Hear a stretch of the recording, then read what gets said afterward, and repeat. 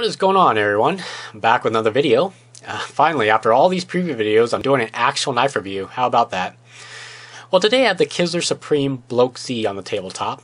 Now, this is my very first Russian-made knife, and I have to say the experience was rather good. I want to get this review video out because this knife is being sold as part of my project to thin out my collection. As some of you may have noticed, my last few preview videos were of all custom knives. And now that is the new direction I'm taking my collection towards. As such, there'll be even less videos going forward since custom knives are rather expensive in most cases. But don't worry, I'll have a few production knives here and there, I'm sure. So anyways, back to the Bloke Z. I'd like to say right off that this is one tough knife. If anyone has ever handled any vintage cold steel knives, the Bloke Z is right there with them in terms of tough feeling. It's got that overall kind of tank-like feel to the Bloke Z. The knife comes in a very nice display box that actually has a hard foam cutout. The box lid has magnetic closure to keep everything closed up. The presentation alone is worth the minuscule price you'll be paying for one of these. The version I decided to pick up utilizes 440C steel. And if you can remember back a couple months, I gave this exact same knife to Jeff Juice, but with a slightly more expensive D2 steel. The price difference was negligible. The 440C steel was $73 and the D2 version was around $88 at KnifeWorks. I read that these knives come in 3 different steels, 440C, AUS 8, and D2, with either a satin finish like the one I have or a black titanium coated blade. Any combinations of these can be had for under $100. So right there, price per quality build is excellent. The knife feels very substantial in the hand, but just to be clear, if you want a lightweight, slim pocket folder, this is definitely not the knife you want. On the other hand, if it's a stout workhorse you're after, then the Bloke Z fits the bill perfectly. Now, I will say that the QC may not be up to par with many other companies.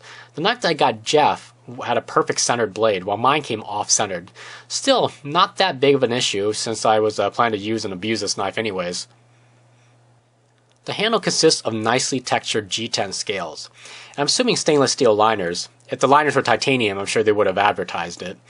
But at 6.8 ounces or 194 grams, it's definitely not a light carry at all.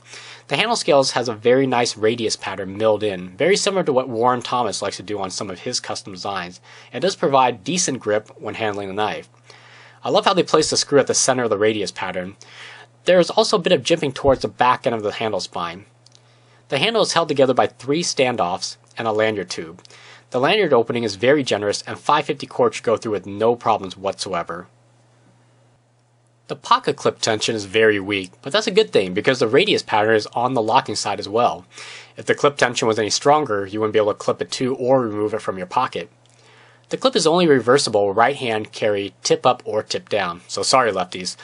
If you carry tip up, it rides very high in the pockets. The advantage of that is that you'll have a lot of handle jutting out to grab onto. If you prefer a lower riding knife, then it's got to be tipped down. The locking tab is very well jimped and it protrudes just enough for easy access for disengaging the blade. Okay, let's take a look at the blade. I have to admit that this is a very aggressive looking blade shape. It has a lot going on. We've got a blood groove, a nice sweeping cutting edge, and a clip point tip. There is a thumb ramp with adequate jimping, but unfortunately part of it has been obscured by the handle scales. The top of the blade spine has a nice resting area for your thumb in case you want to choke up for finer work. While the blade seems rather thin at the tip, the overall stock is of decent thickness. If any of you have watched my previous cut test demo, this knife did rather well going through a bunch of cardboard.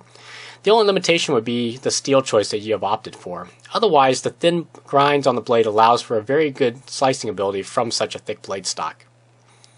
The thumb studs are adequate and provides good traction for deploying the blade. Ergos are extremely good in my opinion. You can tell by the finger grooves and the slight dip at the back end of the handle that the designer clearly wanted to provide a very good grip. There were no hot spots that I experienced, but for some with larger hands may experience the clip digging into the palm. So, how was my first experience with Kizlyar Supreme's product? I would say excellent. If you're just in the market for a no-nonsense, tough-built, heavy folding knife that is still well under $100, definitely check out the Bloke Z. You won't be disappointed. But sadly in the end, I do have to sell this knife to create funds and make room for more custom pieces, so my loss is your gain. I think this just about wraps up this review. As always, any questions or comments, please leave them below. Aside from that, have a great day, take care, and I will catch you all on the next one.